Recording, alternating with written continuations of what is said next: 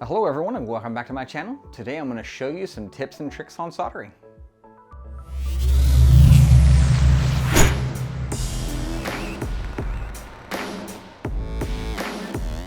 Well guys, before we get too much further, I just wanted to say thank you very much for stopping in and taking a look at another one of my videos. And I do hope that this benefits you in some way. If it does, please consider giving me a thumbs up and a subscription. That would really help me out. Well, with that out of the way, what you have in front of you is some soldering equipment. Now don't be alarmed, this is a lot of stuff in front of you, but not all of this may be needed for your application. So the tools that we'll need will of course be a soldering iron, and I do recommend something 60 watt or better. The lower wattage soldering irons can make this a bit more challenging. You'll need some solder, you'll need some kind of wire stripper, and of course you'll need your wires and connectors. Now, the extra hands that you see up here in the corner are actually a tool that does make things a little easier for you, but it's not required. You can also use jigs, such as this one from Solder Buddy. Now, unfortunately, Lee Tangler, the owner of this company, has gone out of business, so this is not an item that is readily available anymore. There are also companies such as The Jig Is Up that makes these metal clamps, but you do have to be careful with these because these are more conductive than the wood option that I just showed you. So those are all things to keep in mind. What we'll need to do when we start soldering is of course turn on our soldering iron. With these soldering stations and this one in particular, that red light is indicating when the heating element is off. So this is a good gauge for you to be able to figure out when you can use your soldering iron. Now I have pre-stripped the ends of these cables here. And one of the things that most people make as a beginner level solderer is they strip away too much of this silicone. So you see how little I have stripped away. It's only about 1/8 of an inch. I'm going to be using a Dean's plug.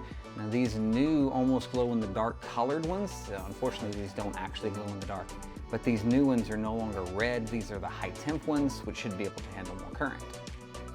We'll put our Dean's plug in our soldering jig here.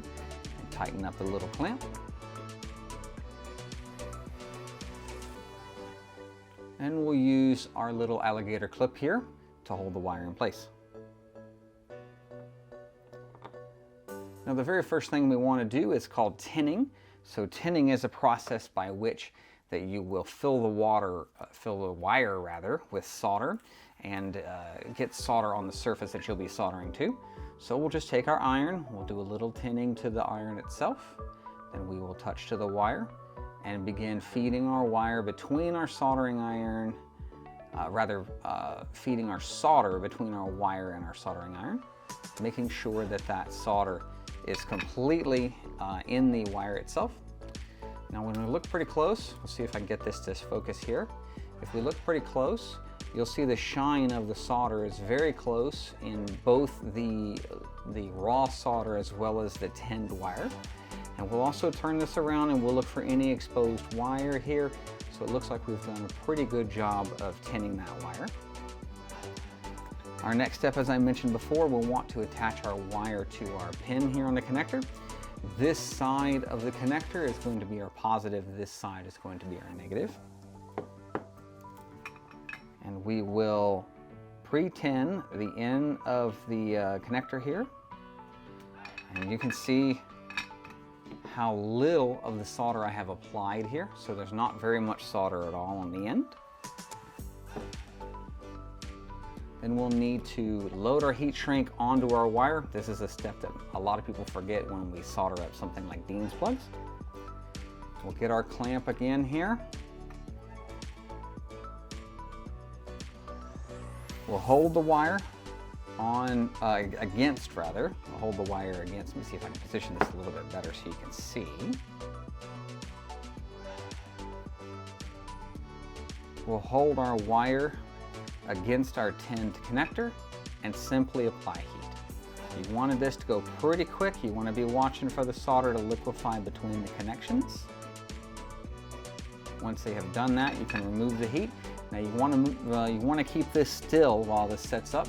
If you start yanking on this cable, moving this cable around, you'll get a cold solder, and then suddenly you'll have issues with the proper connection.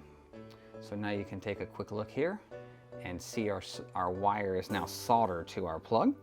And you'll see it's not very messy. It's a pretty clean connection. And that's really what you're looking for trying to solder. Now you can load your heat shrink up and use some kind of heat source to melt this down, or shrink this down rather. You can use a heat gun or a lighter. You can even use the base of the soldering iron. So if you wanted to use a soldering iron down in this area here, that can help you shrink that heat shrink down. When using something as a 5mm bullet plug, you can see this bullet plug is intended for the wire to be set across this way. And you can use the same technique that you were using before with the tinning. So we'll start with the connector here. We'll just put a little bit of solder on our connector. And we'll do the same thing with our wire that we had. Now this, I will give this a slight twist here just to realign all the strands in the wire. And once again, just do some soldering, making sure that that wire is full of solder. We're just feeding the solder itself between the iron and the wire. And again, we'll give this a double check just to make sure that there's no wires exposed. If you do have those wires exposed, if you see them exposed, you do need to keep tinning those, keep working with it, because that's going to make things easier for you to get a proper solder connection. The same thing we did before. We will just hold our wire up to our connector here and apply the heat and remove the heat as soon as the solder liquefies underneath. And once we remove, we'll hold that still while that sets up.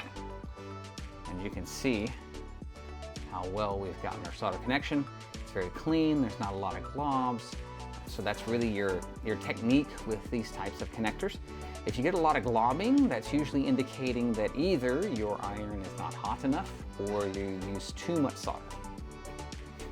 Working with a bullet plug such as this one, where the wire is intended to come out the end here, not out of the side like the other one.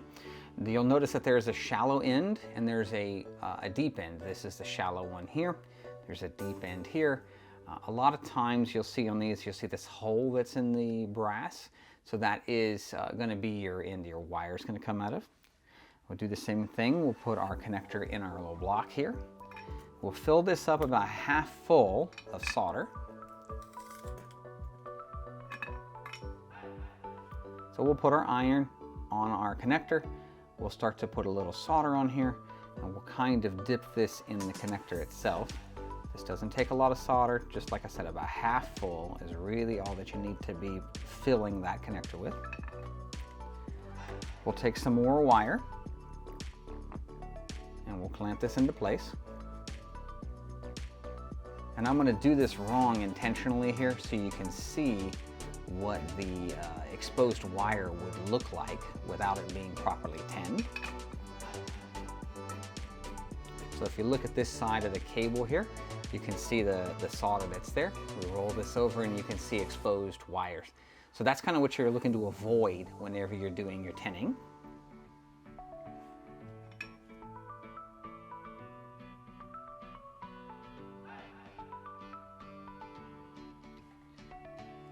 Once that's all well tinned,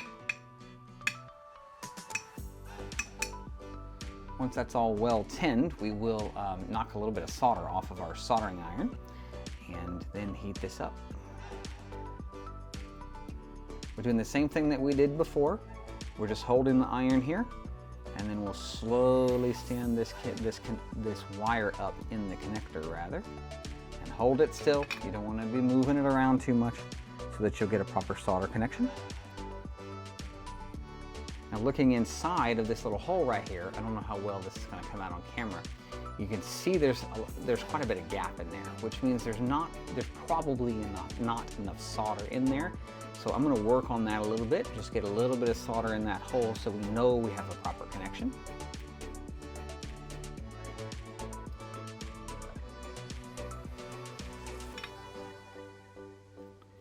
Let me see if I can position this maybe in a way better you can see.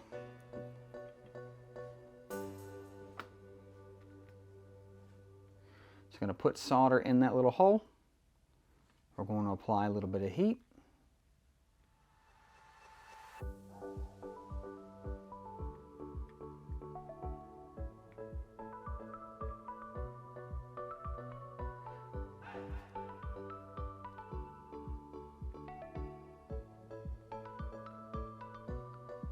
hold it still. Now when you look, you see that hole is now filled in with solder. So I'm much more confident in the strength of this connection as well as its electrical capacity, so that you know that you have a good solder connection.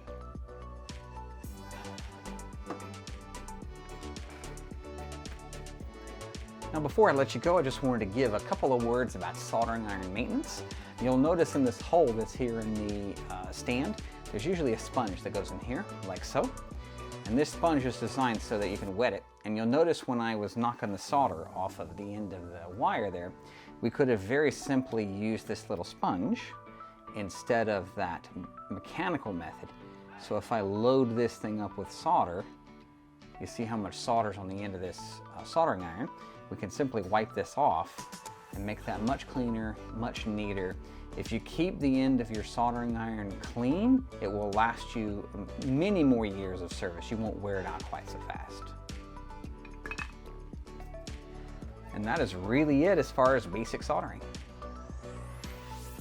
Well guys, as we wrap up this video, I hope you can see how easy it is to do some soldering. And if you have benefited from this video, please give me a thumbs up, a subscription, and don't forget to hit that bell. I do mention this in all of my videos. If you're not hitting that bell, you're not getting notified when new content goes up. So make sure you go back and do that for all of your subscriptions. Well, that'll wrap it up for this one, and I hope to see you in the next one.